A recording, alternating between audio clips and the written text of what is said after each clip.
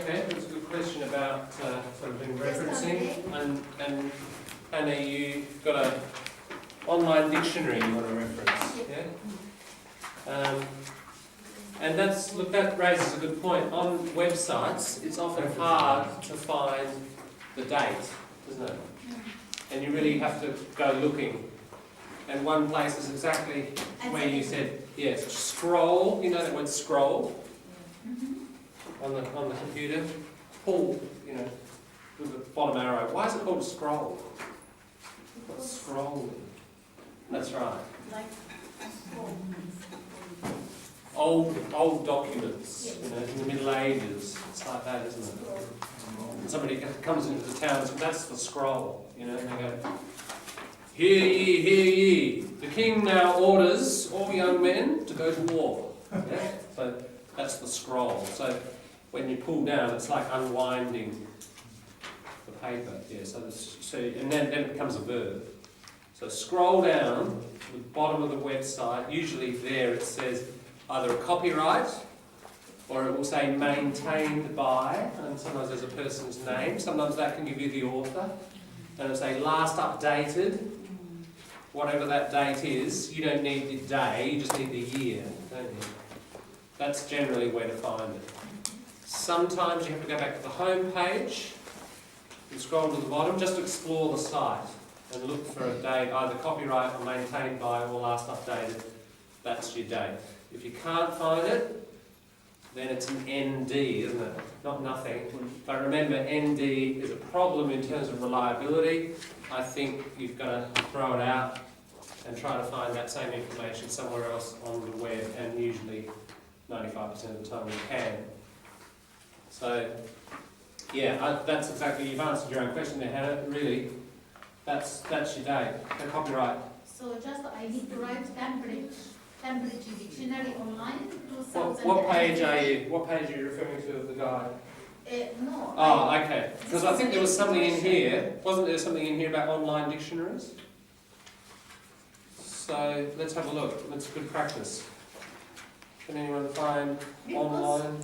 When I read this, I found this kind of easy, but when I come to read, to actually use it. You have to make effort. You do, indeed. I told you I have a program in my computer can do.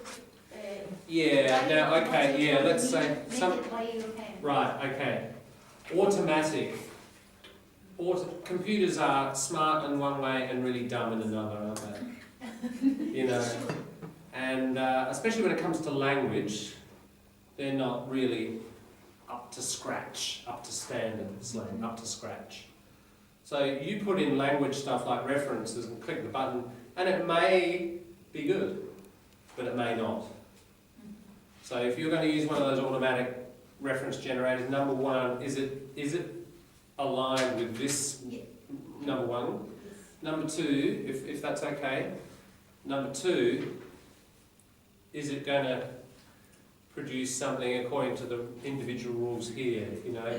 It may or may not. That's right. And really, you could use it, but you're going to have to check with it, as we say, an eagle eye to make sure it's all correct. I wouldn't even go there at this stage. I think it's better for your own knowledge. It's like anything. You learn a new bit of grammar. How do you get it solid? You actively use it yourself, don't you? You don't kind of ask word processors to do the grammar for you. It's better if you get it. If you're independently strong with all of this, and later you decide for time purposes to use an automatic mechanism, sure, fine. But I wouldn't. I think for your own consolidation of the knowledge in this course, if you haven't done it before with referencing, do it manually. And then, later, if you're writing lots of essays for courses, you might like to use that.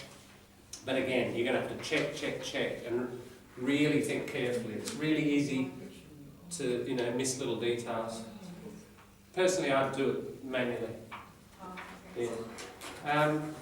So, if we do, we'd need to look at a guide here, wouldn't we? Online 15. 15? Okay, But page it's 15. not online. No, but we've got to have online. But, Online is the 16 onward. yeah. What was on 15, Lynn? Was it dictionary? The dictionary and handbook. Okay, well look, I guess it does give us some clues, doesn't it? It tells us how to deal with a dictionary title and so on. Yeah, so okay, no, fair point. 15, dictionary or encyclopedia with authors or editors, so you put your title according to that, but it is online, so then we'd need to move to just general online resources, and we need a viewed date, and we need the web address. And I'd say that's how you deal with it. Page. I think page 20 we got PDF. Page 20. Most of the time the PDF. Well, yeah, the dictionaries are usually not PDFs. They're usually a website, aren't they? If you think of the Cambridge or other, it doesn't usually come out as a PDF document. I got the Longman activator as a PDF. Oh, okay. Longman Activator is a PDF. Okay, that's fine. Yeah, if you were referencing that. But the average online dictionary just comes up as part of the website. So your online, yeah, if you had a, where'd you get that? Hang on, I'll turn the camera off. Where did you get that? I didn't have the whole lot, but I got some of Okay. it. But it's not like perfect one size. Yeah. It's like someone scan it. Ah, okay. Yeah, but it's Yeah. good. But it's still useful? Okay. Yeah, so I would just do it like a website. The only thing you need to add from the dictionary thing that Lynn's pointed out is your date viewed and your web address. Okay, can we hold other, it's a good question, but other individual examples would be good maybe tomorrow. People can bring along any ones that are puzzling them, right, and try to get them into shape. We'll have like 20 minutes, half an hour of discussion and swapping. Not the whole list, but you know, the trickiest ones you're just finding difficult. You can't really categorise them, or you're not sure how it works. Bring them in, you've probably got 2 or 3. Try and sort them out. Then Thursday night, put them into your reference list, and then Friday we'll do the swap, so that hopefully you know you'll get somebody else to have a look at the whole list, but you will have done a little bit of preparation and consultation before then. Okay. So what I'd like to do now is just finish off with page 25. Some FAQs. What are FAQs? Frequently asked questions, and you often see that on websites, FAQ. Now, a lot of these we've done, so it shouldn't take too long. 2 or 3 authors. How do I reference them? Well, we've covered this already. You do it in the order that they mention, and here, Wallstrom and Kirchmeier. It's not alphabetical, is it? It's seniority, or however they've decided to do it. And Australia Post coming down.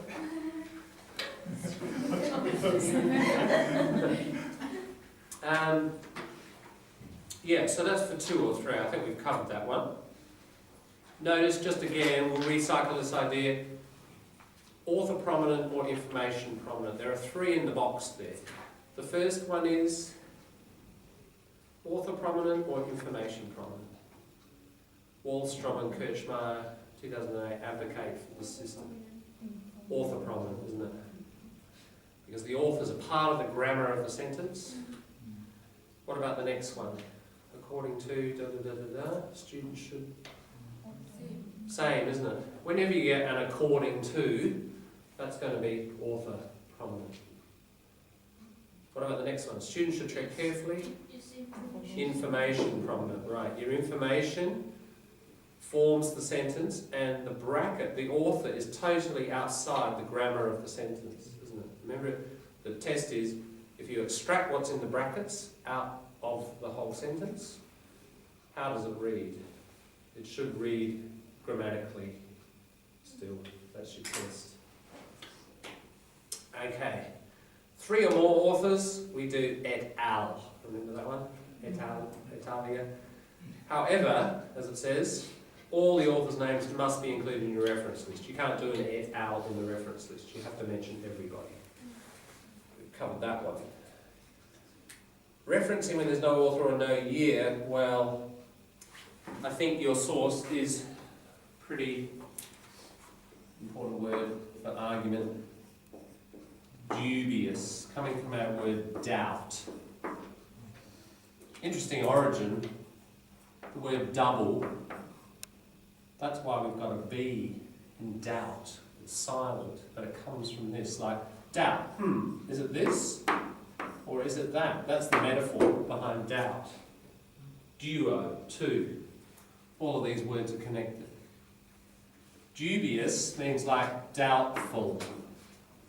It's just an adjective. Alright, so if we say a dubious source, it's doubtful. If you haven't got an author, you haven't got a year, it's dubious, isn't it? The ethos, reliability, credibility is too low.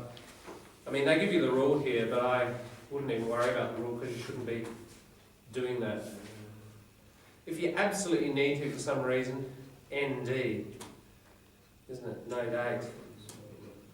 Or an approximate year, circa. Can you see that? C, circa, around about. But you know, you're going to say around about 2000. That's pretty wobbly. You really need to say when. 4. This is recycling Lynn's earlier question about primary source and a secondary source. So how do I reference information from one author, author 1, that I found in a book or journal by another author, author 2? Sometimes you need to do this. You're really encountering that author's work second-hand, aren't you? You're not going to the original. So it's really a secondary source rather than first-hand, the primary source. You should mention both authors. Right, last line. You should mention both authors, authors 1 and 2. In your in-text. In my in-text, I have a problem. When I write, I didn't write it between brackets. I put in-text reference between brackets. Yeah. So, and also another bracket for the year. For example, Cambridge Dictionary Online. This is between brackets and between another brackets inside the brackets 2015. No. Cambridge Dictionary 2015, all in one bracket. Have a look at your examples here, and you won't see that sort of double bracketing going on. But there 2008 here between brackets, but the name of this man not inside the bracket. The name comes. I'll get you in a minute to write up how you do it. It's a bit hard to do it orally, right? Maybe at the end of this we'll look at your example and see it. Thank you. For example, here's the example. If you read an idea by Bate, that's author 1, in a source by McInnes, author 2, you need to mention both authors in your in-text reference. So in your essay, you say Bate cited means mentioned. Cited in McInnes 2010, page 13. So if we got the book by McInnes, or the article, turn to page 13, you'd read about Bate. States that, blah, blah. Or that's a author prominent or information prominent is more important. Bate, cited in McInnes 2010, page 3. Okay? Now, in your reference list, under the box, you only list McInnes, author 2, the source that you read. And if you give the complete details, someone can go to that source, open it up, turn to page 13, and they'll read about Bate. I have a question that come up in my mind. In my mind. Came into my mind. Came in my mind. What about the source from other language, Chinese or other language? Yeah, you do see it more and more. Academia is becoming international. You have to quote the original source. In other words, you'd have to have a Chinese reference, wouldn't you? I mean, look, the rules of the game in this diploma in English proficiency, not Arabic proficiency or Chinese proficiency. is that we're using all English sources. So I But in the real world, you know, you do sometimes come across this mixtures. Sure, I read it all the time. In reading, say, Marxian literature, people will refer to Marxian originals in German, you know, but they're writing an English essay. Sure. Then you have the German original, and you would put it in alphabetical order. Now, that's an interesting question for Chinese. You probably have to turn it into pinyin. I mean, you'd put the original Chinese characters in, but you'd have to calculate the pinyin, and if it started with P, then it would go in the reference list under P. Right? In other words, you've got a mixture of English and Chinese, or possibly other languages, you'll still have to put all of that in alphabetical order. So when you see a Chinese character, how does that fit in alphabetical order? The only way I can imagine you'd do it is you'd have to convert it to sound, the pinyin, and then, you know, if it said Zhongguo, you'd have to put it under Z, wouldn't you? Right? That's how you do it. But you can. Now, then the question is, if you read it in the original, that you wanted to quote from it, then you'd have to quote, and you'd have to put in brackets translation by the author, meaning you. Often we're not directly quoting, you'd be paraphrasing or summarising, you don't need to translate. You're just paraphrasing, so you don't need to say paraphrased by me, because everything we assume in the essay is paraphrased or summarised by you. Yes. I have two references in Chinese articles. So I just translate the name of the articles. Yeah. Because I only pick up the percentage and the number from this Right, a article. statistic. So, Yeah. it's very easy. If you click online, you can Yeah. easily to find that percentage because the Right. number. Yeah. Okay, two things there. One, I think you do need to preserve the original title somehow and use that as your primary reference, right? Because your translation might be different from somebody else's translation. So how do we find it if we want to find the original? What I would do is put, it would start with authors, and then year, and then title, put it in the Chinese characters, Okay. put in brackets Yeah. the translation, Um, right? And then someone at least knows what that means and what it's about. so And what probably the impact best is- with your authors, Yeah.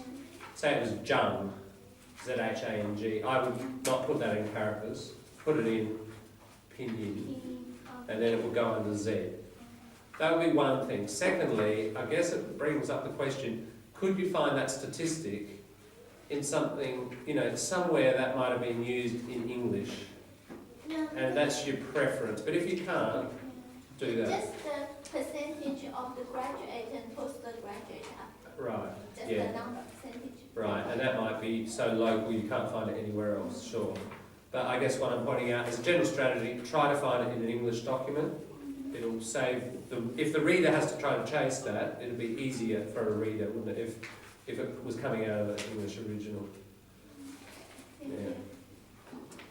Okay, look, a lot of this sort of stuff, ultimately it's like law, isn't it? These are the laws, and then how do you interpret them? Ask lawyer A, they'll say one thing.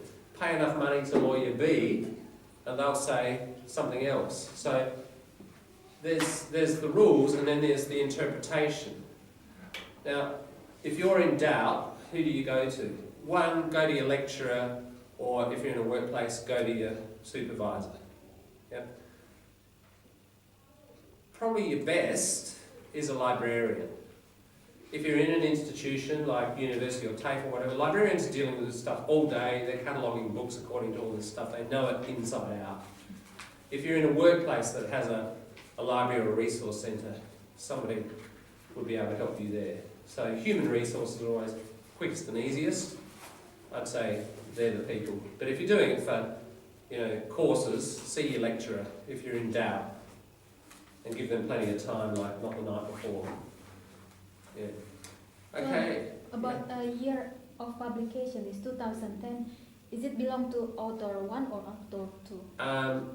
That is your author 2, the source that you read it.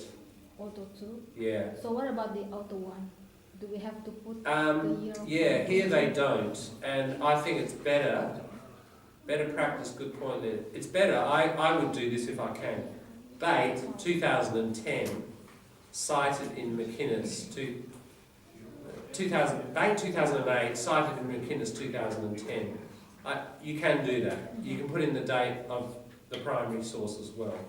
I think that's best practice. Put bracket, just back 2000 and... Yeah, just like McInnes 2010 isn't in bracket, I wouldn't put Bate 2008 in bracket either.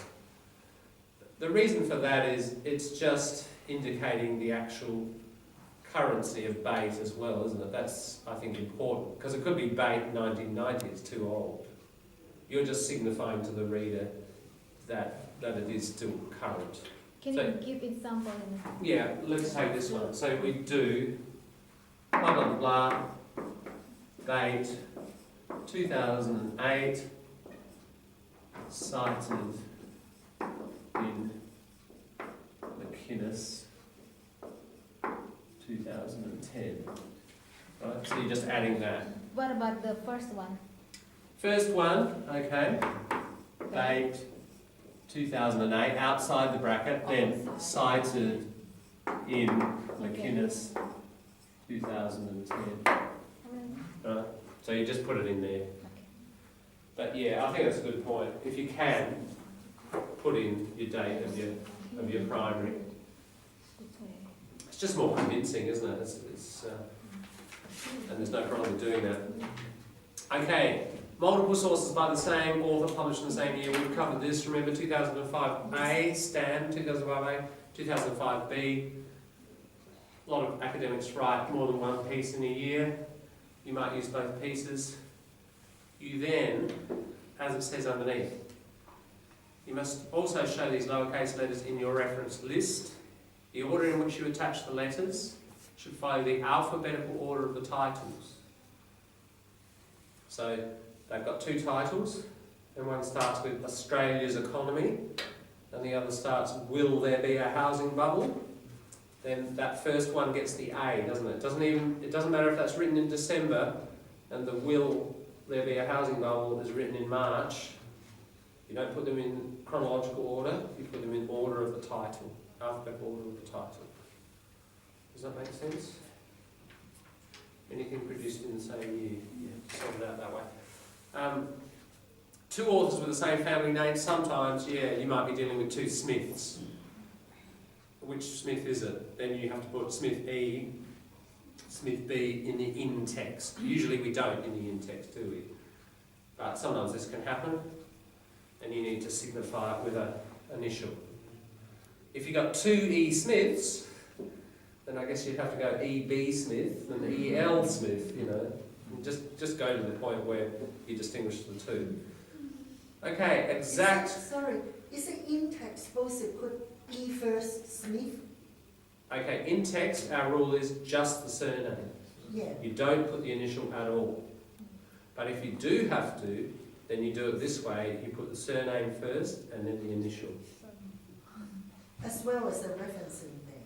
As well as the year and the... Before, one of the in-text just say, in-text use the name first, and initial first, and then the surname. That's not always in my mind. No, you use surname first, unless... What are we looking at? In the in-text.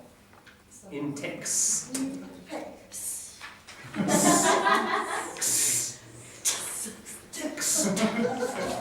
I'm stuck swearing now. See that? Look, they're all surname first. I'm just wondering with editor. What about editor? Where? Yeah, something like that. That's right. Okay, there might be a little exception somewhere. Can't remember one. You particularly, you did mention on the blackboard, I say, okay, in-text and use it. Are you sure I wasn't referring the to other way around? Okay, that's in the reference list for editors. You turn it around, remember? Yeah, now you do that for editors, but in the reference list, not in text. I can't see any example of an in text. Anyone find one? If you just look down that second column. No, I can't see it, but tell me if you do find it. We'll keep going. If you do find it, let me know. Exact quotations, we've covered this before. The 30-word rule, I don't think I need to go into that again. Yeah. Long quotations, no quote marks indented. One size smaller font. Yeah. And over the page you can see an example in the box. Notice they use the colon there to begin, after the reference in text, and then you get your one size smaller font. As it says, the point there, just further down, it's important. Always introduce or transition into quotations using your own words to maintain the flow of your writing. Don't just have the quote just sitting there. This person has introduced it by saying, according to Barnett, right? Barnett argues, Barnett believes, Barnett has found that, so a little bit of your words and then the quotation. You should always interconnect quotations and your words. It doesn't matter if it's 30 or more or less, there should always be that interconnection. Because if a quote just sits there, kind of isolated, it's like, well, how are you using this? How is it working for your argument? Alright, now 8. Yeah, common problem here. It's a small thing, but a common problem. Full stops. Really simple rule. Must always be placed at the very end of a sentence, after the quotation and or the in-text reference. So see in the box there, you got your information, quote, Douglas 2010, page 1, bracket, full stop there. Lots of people put it before the bracket. So the past 15 years, full stop. Not there. You include the in-text as part of the sentence, and then you put your full stop. Little fussy thing, but really common error. Same in the next one, you've got the quotation, and then after the quotation mark, can you see that? Not before, so you've got that word technology, you don't put a full stop and then the quotation mark, you put the quotation mark and then the full stop. That means that the quotation is all part of that sentence. Yeah. So you're capturing the whole thing. Yeah. Alright, 2 or more sources at the same time, of course. It's like, again, like having 2 witnesses to the crime, isn't it? 3, 4, 5, it's all good. The more the merrier. So, how do you do it? You use a semicolon to separate them. Now, here's the in-text reference. Now, an important thing, you list the items alphabetically according to the author's family names. So let's have a look at this. Social networking has had a major impact on young people. Body and Ellison, 2007, that's one team, semicolon. Hansford and Addington, notice the ampersand, no A and D, 2009, semicolon. Lenhart and Madden, 2007, bracket, full stop. So the full stop comes right at the end. There are 3 separate references, 3 teams. Have a look at the order. B, body, isn't it?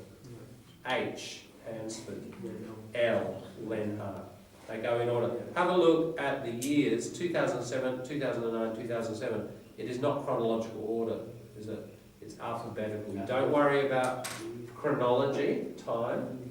You just focus on alphabetical. Now, can you see how that's different from within a team? Within a team. Look at the middle one, Hansford and Adlington. Hansford is Professor Hansford. Adlington is just the PhD candidate.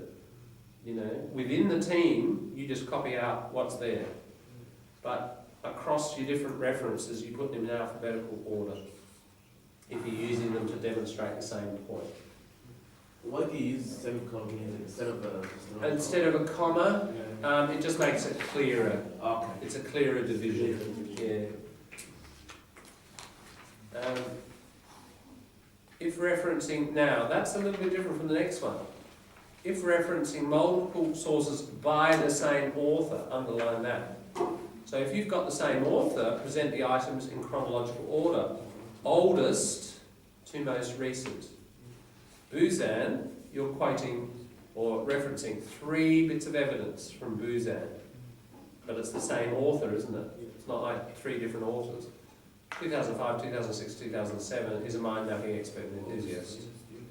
Alright, so we've got 3 different cases of where you've got same author, different authors, and then a whole team of authors, and there are different rules for how you order them differently.